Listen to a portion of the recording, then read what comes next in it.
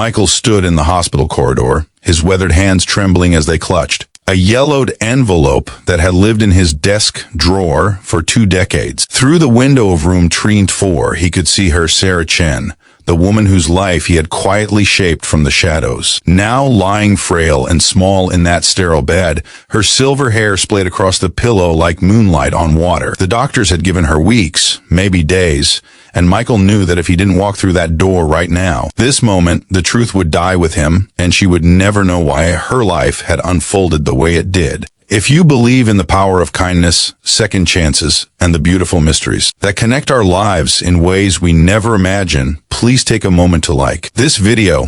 Leave a comment about a time someone helped you without you knowing. Share this story with someone who needs to hear it. And subscribe to our channel. Your support helps us bring more stories that remind us what it means to be human. 20 years earlier, Michael had been a different man. He was a struggling accountant in a mid-sized firm in Portland, Oregon, drowning in debt after his wife's long battle with cancer had left him emotionally shattered and financially ruined. He had a daughter, Emma, who was only 8 years old, and every night he would tuck her into bed, knowing he was failing her, knowing that the next month's rent was a mystery he couldn't solve. The grief of losing his wife mixed with the shame of not being able to provide. And Michael found himself standing on bridges at night, staring down at the dark water below, wondering if Emma would be better off with the life insurance money than with a broken father. One ordinary Tuesday morning, as he sat in his cramped cubicle trying to make numbers add up that simply wouldn't cooperate, his supervisor called him into her office. Sarah Chen was relatively new to the company, having just been promoted to regional manager. She was in her early 40s then, sharp and efficient, with kind eyes that seemed to see more than most people did. Michael prepared himself for termination. The company had been downsizing, and he knew his performance had been slipping. His mind too clouded with worry to focus on spreadsheets and quarterly reports. But Sarah didn't fire him. Instead, she slid a folder across her desk and told him she had reviewed his work from before his wife's illness. She said she saw potential in him, talent that was being buried under grief and circumstance. Then she did something that Michael still couldn't fully comprehend, even 2 decades later. She told him about a special company program, a grant for employees facing hardship, and said he had been selected to receive it. $15,000, enough to catch up on rent, to buy Emma new school clothes, to breathe again. Michael had wept in that office, his professional composure crumbling like ancient paper. He thanked her with a fervor that probably made her uncomfortable, and he left that meeting feeling like he had been pulled back from the edge of an abyss. The money arrived within days, and slowly, painfully, Michael began to rebuild his life. He threw himself into his work with renewed purpose. He attended grief counseling. He showed up for Emma's school plays and parent-teacher conferences. He became, once again, a father worth having. What Michael didn't know, what he wouldn't discover until 3 years later through an overheard conversation and a carelessly left document, was that there had been no company hardship program. Sarah Chen had given him her own money. She had fabricated the entire story, forged company letterhead, and personally funded what she called a grant, because she couldn't bear to watch another person drown when she had the means to throw them a lifeline. She had done it anonymously through the mask of corporate bureaucracy, because she understood that charity wrapped in pride could be accepted when naked pity could not. When Michael discovered the truth, he was paralyzed by the magnitude of it. He wanted to confront her immediately, to pay her back, to fall to his knees in gratitude, but something stopped him. He realized that revealing his knowledge would strip away the very gift she had tried to give him, the gift of dignity, of not being a charity case, of being able to hold his head up at work without everyone knowing how close he had come to complete collapse. So Michael made a different decision. He decided to pay back her kindness, not to her, but through her, in ways she would never trace back to him. He began small. When Sarah mentioned her elderly mother needed help with home repairs, Michael anonymously hired a contractor and prepaid for the work, routing it through a fake community service program. When her son struggled to afford a prestigious summer arts program, a mysterious scholarship appeared with his name on it. When her car broke down and the repairs exceeded her budget that month, her mechanic called to say an anonymous customer had already covered the bill. Year after year, Michael watched Sarah's life from the periphery, learning her struggles through careful attention and workplace conversations. And year after year, he found ways to smooth the rough edges of her journey without her ever knowing his hand was behind it. He never paid back the original $15,000, because he understood that wasn't what she would have wanted. Instead, he estimated he had spent nearly $70,000 over the past 2 decades in countless acts of invisible kindness toward Sarah and her family. He attended her son's art exhibitions anonymously in crowds watched from a distance, as scholarships he had funded allowed the young man to attend his dream college, and felt a quiet joy when Sarah spoke proudly at work about her children's accomplishments, never knowing that a portion of those successes had been built on foundation he had secretly poured.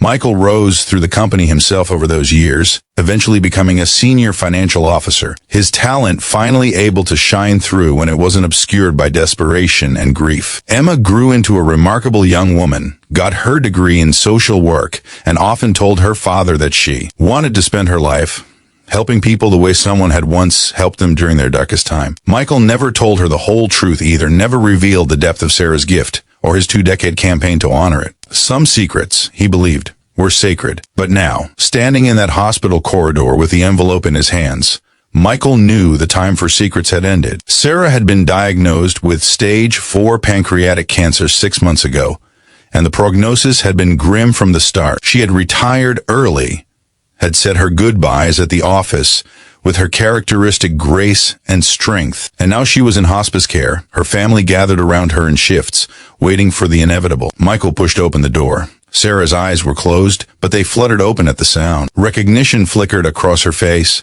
followed by a weak smile. Her daughter sat in the corner and politely excused herself to get coffee, sensing that this visitor wanted a private moment. Michael pulled a chair close to the bed, and for a long moment he simply looked at this woman who had saved his life without ever asking for acknowledgement or repayment. His voice was barely a whisper when he finally spoke.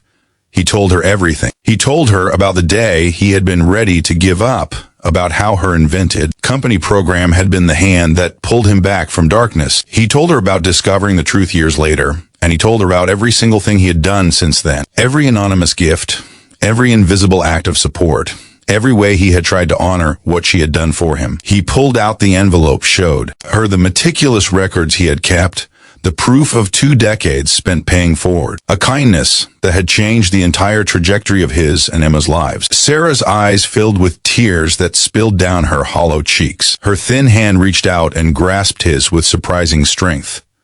Her voice was raspy, barely audible, but the words were clear. She told him she hadn't thought about that grant in years, hadn't remembered it as anything particularly special, just something that had seemed necessary at the time. She told him she had helped him because she had once been helped in a similar way by a stranger when her own life was falling apart after her divorce, and she had simply been continuing a chain of kindness that she believed held the world together when everything else tried to tear it apart. If this story has touched your heart, if you believe in the invisible threads of kindness that connect us all, please take a moment to like this video and leave a comment. Tell us about a time when kindness changed your life, or when you had the chance to be someone's answered prayer. Share this story with someone who needs to remember that goodness still exists in the world. Then Sarah said something that Michael would carry with him for the rest of his life. She thanked him not for paying her back, but for understanding that the true nature of kindness is that it doesn't seek repayment. It seeks continuation. She told him that in trying to honor her gift,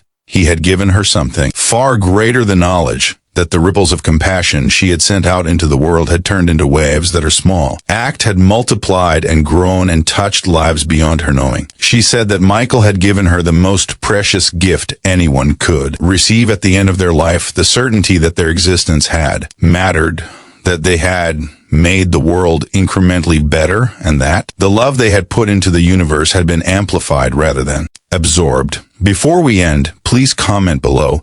Kindness lives forever if you believe that our actions ripple through time in ways we can never fully understand. Michael stayed with Sarah for 3 hours that afternoon, and they talked about everything and nothing, about Emma and Sarah's children, about the company, about the strange and beautiful ways that lives intersect and transform each other. When he finally left, he kissed her forehead gently, and she squeezed his hand one last time. Sarah passed away peacefully 4 days later, surrounded by her family, and Michael attended the funeral with Emma by his side. During the service, Sarah's son spoke about his mother's generosity and her belief in helping others.